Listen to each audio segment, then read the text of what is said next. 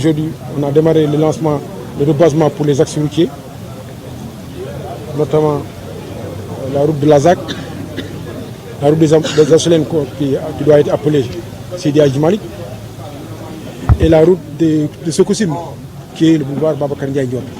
C'est les 3 axes routiers qu'on va reboiser. C'est autour de 8 km, je pense. Nous avons prévu de donner cette année entre 800 à 900 plans aux associations, à au moins une vingtaine d'associations très actives dans le cadre de la végétalisation du reboisement. Avec à leur tête l'association Civisme Parlons Cadre de Vie. Donc c'est une composante de plus, le reboisement communautaire. Elle vient même compléter une autre action que nous avons développée dans les quartiers avec des associations qui aménagent des placettes, des mini-places et qui les végétalisent. Le jardin public commence à mériter son nom de jardin. Il y a même une pépinière à l'intérieur du jardin public. Le docteur Issé me disait que durant l'hivernage, beaucoup d'associations sont venues disposer de plants dans cette pépinière. Nous voulons avoir une plus grande pépinière. Parce que qui dit reboisement, dit pépinière. Le changement climatique, la dégradation des sols, les incertitudes liées aux marchés mondiaux et les crises sanitaires, comme la pandémie récente, ont montré la vulnérabilité de nos systèmes agricoles. Le projet de résilience agricole, dans sa deuxième phase d'extension, est d'une importance capitale. Son objectif est d'utiliser les outils et les systèmes de la protection sociale adaptative pour améliorer l'accès aux intrants pour tous les producteurs agricoles du RNU. Il s'agit de promouvoir des pratiques innovantes et durables, d'encourager la diversification des activités agricoles au sens large et de favoriser l'accès à des technologies modernes qui améliorent la productivité tout en préservant l'environnement.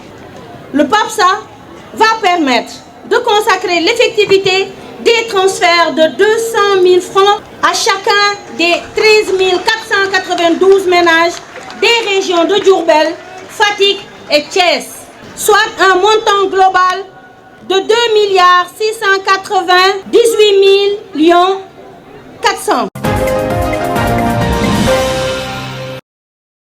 Après avoir contesté la candidature de la tête de liste du PASTEF, Ousmane Sonko, auprès du Conseil constitutionnel, la coalition des libéraux Takku Wallu a déposé un second recours. Cette fois-ci, elle pointe un non-respect de la parité sur la liste des suppléants du PASTEF. En réaction, Ayib Daffé, membre du parti, dénonce une manœuvre politique.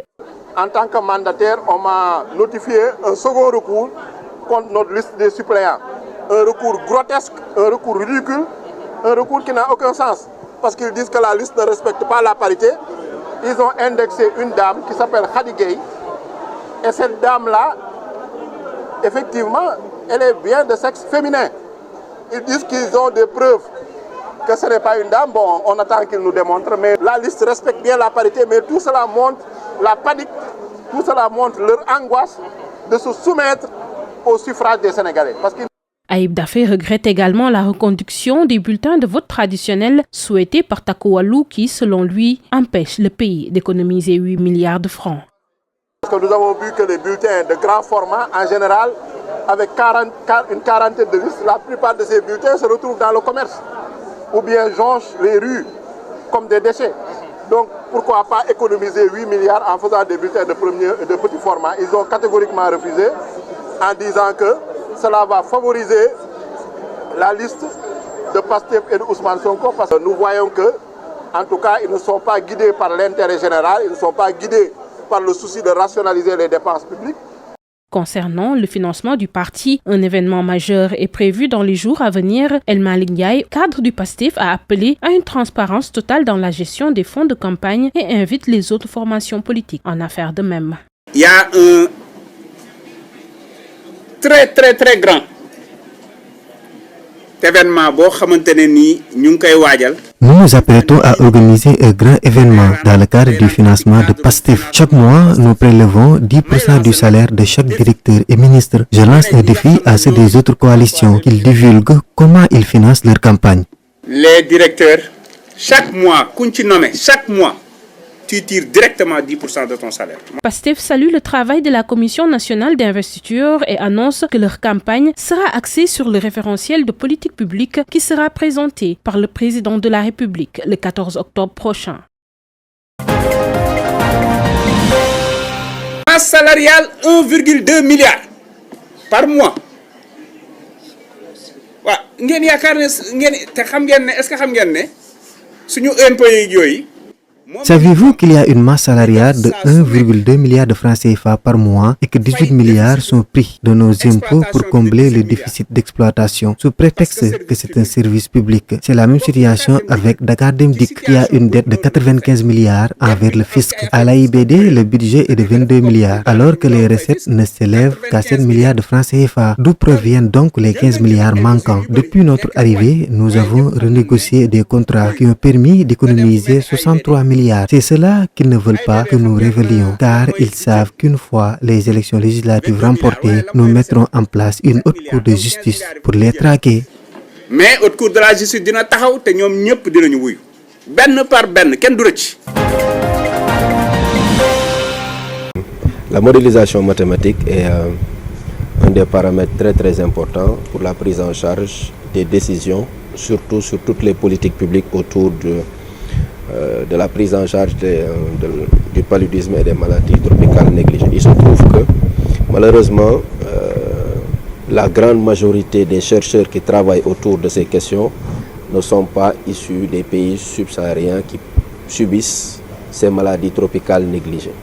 Donc c'est dans le cadre de ce projet WAMCAT que nous avons eu la chance d'avoir un financement pour la formation de la nouvelle génération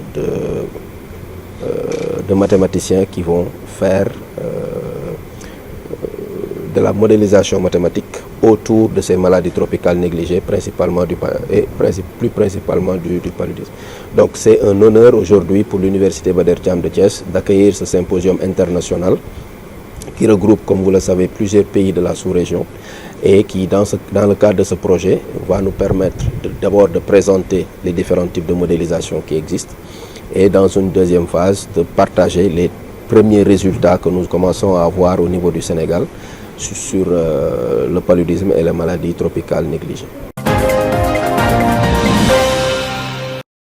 Les langues locales dans le programme scolaire sénégalais. Une dizaine d'académies vont mener l'expérience cette année. Rencontré sur la VDN, Modou Diop salue cette initiative du gouvernement. En tout cas,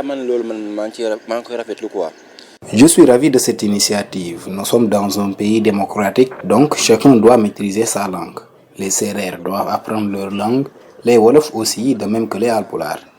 Tout est question de volonté. S'ils voient que ça peut avancer, ça avancera alors, et vice-versa.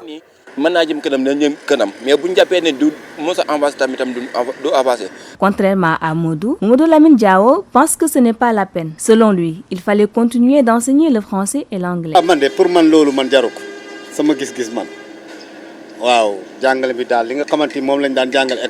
Pour moi, ce n'est pas la peine. Il faut continuer d'enseigner les langues qu'on enseignait auparavant, c'est-à-dire le français, l'anglais. Les langues nationales, on peut les apprendre chez nous. Par exemple, quand tu as un ami sérère, tu peux apprendre la langue sérère avec lui. Mais si on introduit d'autres langues, ça peut amener une confusion chez les élèves.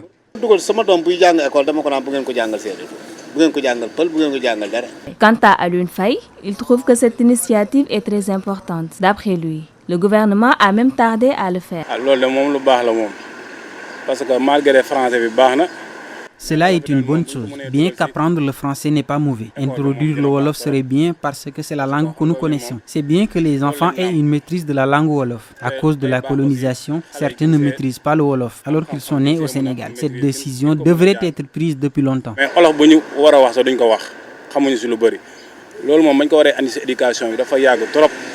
Beaucoup de Sénégalais semblent apprécier cette décision d'introduire les langues locales dans le programme scolaire. Une vieille doléance des acteurs de l'éducation nationale qui ont toujours défendu qu'on apprend et comprend mieux avec sa langue.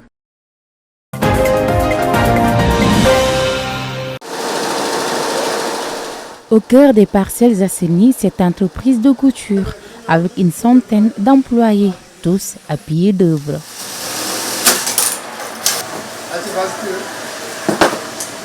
Faire porter à 4 millions d'élèves des uniformes scolaires produits au niveau local, c'est créer plus de 500 000 emplois par an. Ce programme a démarré depuis 2022 avec l'ancien régime, mais les résultats sont mitigés. Il n'y a pas de problème, il faudra juste qu'on démarre le programme de manière à ce que l'ensemble des acteurs qui sont au niveau local puissent être regroupés au sein de ce programme et que les gens qui ont l'expérience, qui savent exactement où on peut mener ce programme, on les met devant la scène et que ces gens puissent dérouler sur ce programme. Et qu'il n'y aura pas de quoi par rapport. C'est sûr, évident que d'ici décembre, au plus tard, l'ensemble des élèves pourront porter les uniformes.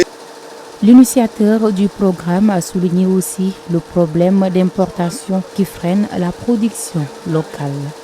Laissons aux parents d'élèves, le parent d'élève, qu'il y ait tenue, qu'il n'y ait pas de tenue, il est obligé que son enfant porte des habits. C'est évident. Si aujourd'hui le parent achète des habits, il va chez le commerçant pour l'acheter. Le commerçant, il ne le fait pas au niveau local. Il prend son argent, il sort de ce pays pour aller le chercher dans un autre pays, soit en Chine, en Inde, en Turquie ou quelque part. Il fait de l'importation. Ce commerçant-là ne fait pas de la production. Aujourd'hui, pour stopper cette importation au niveau de ces commerçants, on doit les faire migrer. Il a par ailleurs souligné un manque d'exploitation de l'industrie de l'éducation au Sénégal. Donc aujourd'hui, rien que l'éducation nationale, moi je suis sidéré quand j'entends dire, nos dirigeants dire qu'on a créé 10 000 emplois, on a fait tant d'emplois sur l'éducation, ça me fait mal. Rien que l'éducation peut nous faire créer plus d'1 million d'emplois, mais à condition qu'il aille vers les gens qui savent comment faire pour créer de l'emploi. Nous, on est des spécialistes à la création d'emplois, donc on sait exactement comment ça se passe. En 2022, l'ancien régime a mobilisé 10 milliards de francs CFA pour la subvention des uniformes locaux. Cette année, le directeur général de Global Business confessionne, breveté par l'OAPI sur le projet de subvention des tenues scolaires, exhorte le nouveau gouvernement à exploiter l'industrie de l'éducation qui, selon lui, est capable de créer plus de 2000 emplois.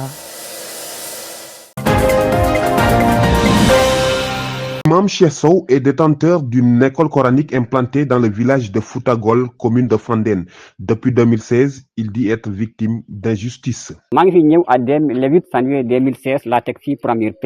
Je suis installé ici depuis 2016.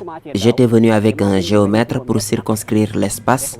Ensuite, il m'a été demandé une copie de ma pièce d'identité pour les besoins de l'évaluation du mur. Et tout a été déposé à la mairie.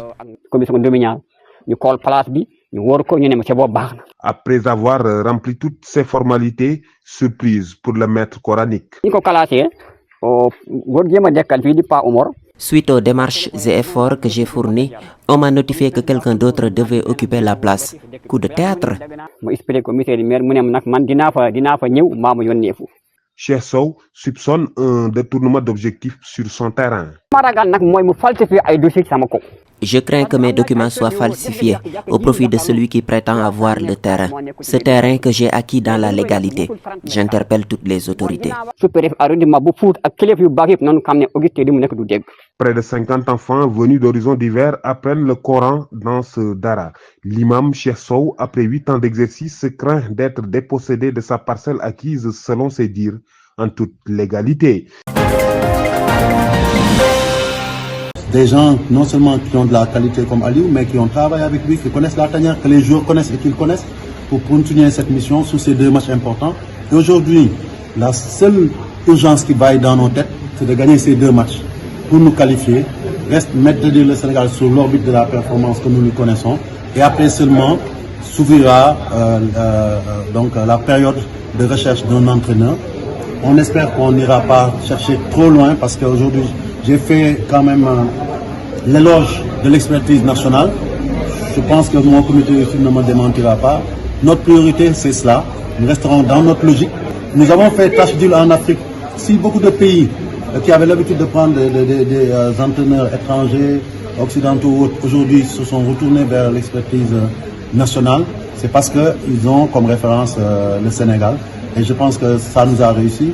On ne doit pas être vraiment dans des positionnements, je dirais, figés. mais on doit pouvoir se reposer sur l'existant, les acquis pour continuer à avancer. Et donc, comme je l'ai dit, en tout cas, le COMEX en décidera peut-être pas forcément aujourd'hui, comme on a dit que ce n'est pas notre priorité, pour définir les critères de choix et peut-être travailler sur une liste restreinte pour remplacer Aliou. Bien entendu, sur place ici, nous avons des Sénégalais qui sont capables de le faire, mais aussi à l'extérieur, nous avons de dignes représentants qui sont capables de le faire. Mais c'est un choix qui devra être fait. La fédération le fera en relation avec l'autorité, parce qu'on sait que l'autorité est le tiers payant dans ce domaine-là, et que aussi, c'est l'autorité qui nous a délégué son pouvoir. Il est important qu'on soit à phase sur les choix, sur les orientations, et à chaque fois que de besoin de moi, je me retournerai vers notre tutelle pour savoir ce que l'État pense par rapport au choix de ce futur entraîneur.